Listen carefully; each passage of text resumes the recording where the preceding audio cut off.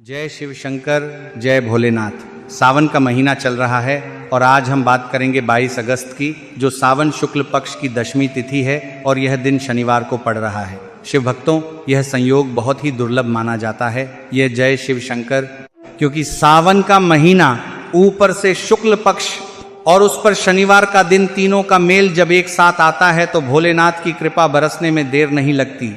भगवान शिव को भोला कहा जाता है इसीलिए कि वे जल्दी प्रसन्न हो जाते हैं। एक लोटा जल, बेलपत्र और सच्चा मन, बस इतने में ही भोलेनाथ खुश हो जाते हैं।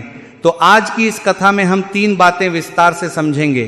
पहला, शमी के 3 पत्तों और शहद का वह उपाय जो कथाओं में बार बार बताया जाता है। दूसरा, कर्ज से मुक्ति पाने का उपाय। और तीसरा, धन प्राप्ति का उपाय। साथ ही शिव महापुराण की एक प्रेरक कथा भी सुनेंगे जिससे इन उपायों का महत्व और गहराई से समझ आएगा। तो शुरू करने से पहले एक बार पूरे मन से बोलिए हर हर महादेव। शिव भक्तों, सबसे पहले बात करते हैं शमी के पत्ते की। शमी का वृक्ष हमारे शास्त्रों में बहुत पवित्र माना गया है। कहा जाता है कि जब पांडव अपने अज्ञातवास में गए थे तो उन्होंने अपने अस्त्र शस्त्र शमी के वृक्ष पर ही छिपा कर रखे थे और जब वे लौटे तो उनके सारे अस्त्र सुरक्षित मिले। इसीलिए शमी के वृक्ष को रक्षा करने वाला, संकट हरने वाला वृक्ष माना जाता है। शनिदेव की पूजा में भी शमी के पत्ते का विशेष महत्व है और जब शनिवार का दिन हो, ऊपर से सावन का महीना हो, तो यह उपाय कई गुना फलदायी हो जाता है। तो उपाय यह है, शनिवार के दिन सुबह स्नान करके स्वच्छ वस्त्र पहनकर शिवालय जाएं, वहां शिवलिंग पर जल अवश्य चढ़ाएं, फिर शमी के 3 पत्ते लें। ध्यान रहे, पत्ते टूटे फूटे या कीड़े लगे हुए नहीं होने चाहिए, साफ सुथरे और ताजे पत्ते ही लें। इन 3 पत्तों को एक साथ जोड़कर, यानी एक के ऊपर एक रखकर, उन पर थोड़ा सा शुद्ध शहद लगाएं। शहद लगाते समय मन में भगवान शिव का स्मरण करते रहें और महामृत्युंजय मंत्र या फिर सीधा सादा नमः शिवाय का जाप करते रहें। इसके बाद इन तीनों पत्तों को शिवलिंग पर अर्पित कर दें। जिस समय आप यह पत्ते चढ़ाएं उस समय अपने मन में अपनी समस्या का स्मरण करें, चाहे वह समस्या धन से जुड़ी हो, स्वास्थ्य से जुड़ी हो या फिर पारिवारिक कलह से जुड़ी हो। भोलेनाथ को अपनी पीड़ा बताइए, क्योंकि भोलेनाथ अंतर्यामी हैं, वे सब जानते हैं। फिर भी वे चाहते हैं कि उनका भक्त अपने मन की बात उनसे कहे, जैसे एक बच्चा अपने पिता से कहता है। अब शिव भक्तों, यह समझना जरूरी है कि शहद का इस उपाय में क्या महत्व है। शहद को शास्त्रों में मधु कहा गया है और मधु का संबंध मिठास से, सामंजस्य से और समृद्धि से जोड़ा जाता है। जब हम शमी के पत्तों पर शहद लगाकर शिव जी को अर्पित करते हैं तो यह प्रतीक है कि हम अपने जीवन की कड़वाहट, अपने जीवन का संघर्ष भगवान के चरणों में समर्पित कर रहे हैं और बदले में उनसे मिठास, सुख और समृद्धि मांग रहे हैं। यह उपाय विशेष रूप से उन लोगों के लिए बताया जाता है जिनके जीवन में शनि की 7.5 चल रही हो या ढैया चल रही हो या जिनके कार्यों में बार बार रुकावट आ रही हो। लेकिन ध्यान रखिए, कोई भी उपाय तभी फल देता है जब उसके साथ श्रद्धा हो, विश्वास हो। खोखले मन से किया गया उपाय कभी फल नहीं देता। भोलेनाथ भाव के भूखे हैं, वे दिखावे के भूखे नहीं हैं। अब बात करते हैं कर्ज मुक्ति के उपाय की। शिव भक्तों, आज के समय में कर्ज एक ऐसी समस्या बन गई है जो लगभग हर घर में किसी न किसी रूप में मौजूद है। कभी घर बनाने का कर्ज, कभी व्यापार बढ़ाने का कर्ज, कभी किसी आपात स्थिति में लिया गया कर्ज। कर्ज इंसान की नींद उड़ा देता है, उसकी शांति छीन लेता है। शिव महापुराण में और साथ ही जड़मोचन मंगल स्तोत्र में भी इस विषय पर बहुत सुंदर उपाय बताए गए हैं। पहला उपाय यह है कि सोमवार के दिन शिव जी को जल में थोड़ा सा कच्चा दूध मिलाकर अर्पित करें और साथ में काले तिल भी अर्पित करें। काले तिल शनि से जुड़े होते हैं और कर्ज पर भी शनि का प्रभाव माना जाता है, इसलिए यह उपाय बहुत कारगर बताया जाता है। इसके साथ ही लर्णमोचन मंगल स्तोत्र का पाठ नियमित रूप से करना चाहिए, विशेष रूप से मंगलवार के दिन, क्योंकि मंगल ग्रह का संबंध कर्ज और भूमि से जोड़ा जाता है। दूसरा उपाय है कि शनिवार के दिन पीपल के वृक्ष के नीचे शाम के समय एक दीपक जलाएं। सरसों के तेल का दीपक हो तो उत्तम रहेगा और पीपल की 7 परिक्रमा करें।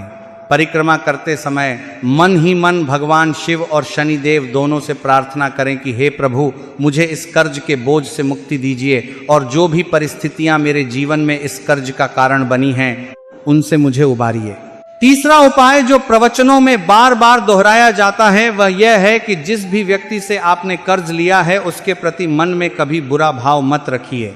कई बार लोग कर्ज देने वाले से नाराज हो जाते हैं, उससे बचने लगते हैं। यह गलत है। जिसने आपकी सहायता की, संकट के समय आपका साथ दिया, उसके प्रति कृतज्ञता का भाव रखना चाहिए और यही भाव आपके जीवन में सकारात्मक ऊर्जा लाता है, जिससे कर्ज चुकाने के मार्ग स्वयं खुलने लगते हैं। चौथा उपाय है शिवलिंग पर बेलपत्र चढ़ाते समय बेलपत्र की उल्टी दिशा का ध्यान रखना, यानी बेलपत्र की चिकनी सतह शिवलिंग को स्पर्श करनी चाहिए और यह भी नियमित रूप से करना चाहिए, विशेषकर सावन के महीने में।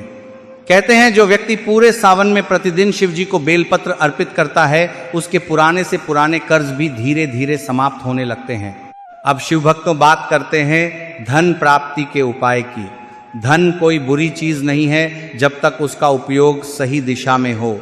हमारे शास्त्रों में कहा गया है कि लक्ष्मी और शिव दोनों की कृपा जब एक साथ मिलती है तभी जीवन में स्थायी समृद्धि आती है, क्योंकि लक्ष्मी चंचल हैं, वे आती हैं और चली जाती हैं, लेकिन जहाँ शिव का वास होता है वहाँ लक्ष्मी भी टिक कर रहती हैं। इसीलिए धन प्राप्ति के लिए सबसे पहला उपाय यही है कि अपने घर में शिव जी की नियमित पूजा करें। विशेष रूप से सावन के महीने में धन प्राप्ति के लिए एक प्रचलित उपाय यह है कि सावन के किसी भी सोमवार या फिर शुक्ल पक्ष की किसी शुभ तिथि को शिवलिंग पर कच्चा दूध, जल और उसके साथ थोड़ी सी हल्दी मिलाकर अर्पित करें। इसके बाद घी का एक दीपक जलाएं और एक नमः शिवाय मंत्र की कम से कम एक माला जाप करें। जाप के बाद शिव जी से प्रार्थना करें कि हे प्रभु, मेरे परिश्रम में सफलता दीजिए, मेरे व्यापार या नौकरी में उन्नति दीजिए और मुझे इतना धन दीजिए कि मैं अपने परिवार का, अपने माता पिता का भरण पोषण भली भांति कर सकूं और ज़रूरतमंदों की सहायता भी कर सकूं। दूसरा उपाय है कि प्रतिदिन सुबह स्नान करने के बाद तुलसी के पौधे में जल अर्पित करें और शाम को तुलसी के पास घी का दीपक जलाएं। तुलसी का संबंध लक्ष्मी से माना जाता है और जिस घर में तुलसी की नियमित पूजा होती है वहाँ लक्ष्मी का वास बना रहता है। तीसरा उपाय है कि शुक्रवार के दिन या फिर सावन के किसी शुभ दिन माता पार्वती को श्रृंगार का सामान अर्पित करें, क्योंकि माता पार्वती धन और सौभाग्य दोनों की अधिष्ठात्री देवी मानी जाती हैं। भोलेनाथ के साथ साथ माता पार्वती की कृपा भी उतनी ही आवश्यक है। चौथा उपाय है जिसे बहुत ही सरल लेकिन प्रभावशाली उपाय बताया जाता है, वह यह कि प्रतिदिन घर से निकलने से पहले शिव जी का स्मरण करके निकलें और जो भी धन कमाएं उसमें से थोड़ा सा हिस्सा जरूरतमंदों की सेवा में दान में लगाएं। कहते हैं जो धन दान में जाता है वह कई गुना होकर वापस आता है, क्योंकि यह भोलेनाथ का नियम है कि जो देता है उसे मिलता भी उतना ही अधिक है। अब शिव भक्तों, आइए शिव महापुराण की एक कथा सुनते हैं जो इन सभी उपायों के पीछे का गूढ़ अर्थ हमें समझाती है। यह कथा एक निर्धन ब्राह्मण की है जिसका नाम था सुदर्शन। सुदर्शन बहुत ही निर्धन था। उसके घर में खाने तक के लाले पड़े रहते थे, लेकिन फिर भी वह प्रतिदिन शिव जी की पूजा नियम पूर्वक करता था। वह प्रतिदिन जंगल से बेलपत्र तोड़कर लाता, पास के तालाब से जल भर कर लाता और अपने छोटे से मिट्टी के शिवलिंग पर अर्पित करता। एक दिन उसकी पत्नी ने उससे कहा कि हम इतने निर्धन हैं, घर में अन्न नहीं है, फिर भी तुम प्रतिदिन इतना समय पूजा में लगाते हो, क्या इससे हमारा पेट भर जाएगा? सुदर्शन ने बड़े शांत भाव से उत्तर दिया कि हे प्रिय, धन संपत्ति तो आनी जानी वस्तु है, लेकिन जिस दिन भोलेनाथ की कृपा हो गई उस दिन कोई कमी नहीं रहेगी। मैं भोलेनाथ पर विश्वास रखता हूँ, वे कभी अपने भक्त को भूखा नहीं रहने देते। समय बीतता गया, सुदर्शन की श्रद्धा में कभी कमी नहीं आई। एक दिन सावन के महीने में शनिवार का दिन था और शुक्ल पक्ष की दशमी तिथि थी। ठीक वैसा ही संयोग जैसा आज बन रहा है। उस दिन सुदर्शन ने शिव जी की पूजा करते समय एक विशेष संकल्प लिया कि वह शमी के 3 पत्तों पर शहद लगाकर शिव जी को अर्पित करेगा और अपने कर्ज से, अपनी निर्धनता से मुक्ति की प्रार्थना करेगा, क्योंकि गांव के साहूकार का उस पर बहुत पुराना कर्ज चढ़ा हुआ था। उसने पूरी श्रद्धा से यह उपाय किया, आंखों में आंसू लिए भोलेनाथ से प्रार्थना की। उसी रात सुदर्शन को स्वप्न में स्वयं भगवान शिव के दर्शन हुए। भोलेनाथ ने उससे कहा, हे भक्त, तेरी भक्ति ने मुझे प्रसन्न कर दिया है। कल प्रातः तुझे तेरे परिश्रम का फल मिलेगा, लेकिन स्मरण रहे जो भी धन तुझे मिले उसका सदुपयोग करना और सदैव जरूरतमंदों की सहायता करते रहना। अगले दिन प्रातः जब सुदर्शन अपने खेत की ओर गया तो उसे खेत की मिट्टी में एक पुराना गड़ा हुआ धन का घड़ा मिला। सुदर्शन ने उस धन का उपयोग सबसे पहले साहूकार का कर्ज चुकाने में किया, फिर अपने परिवार की आवश्यकताएं पूरी की और शेष धन से उसने गांव में एक शिव मंदिर का निर्माण करवाया, जहां आज भी दूर दूर से लोग दर्शन करने आते हैं। इस कथा से हमें यह शिक्षा मिलती है कि भोलेनाथ अपने भक्तों की परीक्षा जरूर लेते हैं, लेकिन जो श्रद्धा और धैर्य के साथ अपनी भक्ति में लगा रहता है उसे अंततः फल अवश्य मिलता है। यह भी शिक्षा मिलती है कि जो धन हमें भगवान की कृपा से मिलता है उसका एक हिस्सा समाज की सेवा में, धर्म के कार्यों में लगाना चाहिए, तभी वह धन स्थायी रहता है। शिव भक्तों, इसी संदर्भ में शिव महापुराण में एक और प्रसंग आता है जहां भगवान शिव स्वयं कहते हैं कि जो व्यक्ति सावन के महीने में विशेष रूप से शुक्ल पक्ष की तिथियों में नियम पूर्वक शिव पूजा करता है, रुद्राक्ष धारण करता है और महामृत्युंजय मंत्र का जाप करता है, उसके जीवन के सभी संकट धीरे धीरे समाप्त होने लगते हैं।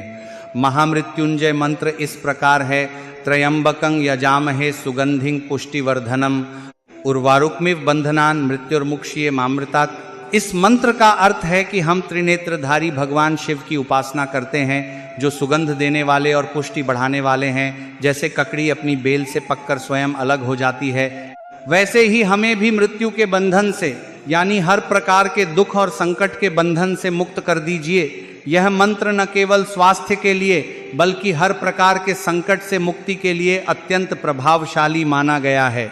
शिव भक्तों, अब मैं आपको एक और महत्वपूर्ण बात बताना चाहता हूं जो अक्सर कथाओं में दोहराई जाती है। कोई भी उपाय, चाहे वह शमी पत्र और शहद का हो, चाहे कर्ज मुक्ति का हो या धन प्राप्ति का हो, इनका फल तभी मिलता है जब हमारे कर्म भी शुद्ध हों। भोलेनाथ केवल उपाय करने से प्रसन्न नहीं होते। जय शिव शंकर, जय भोलेनाथ। सावन का महीना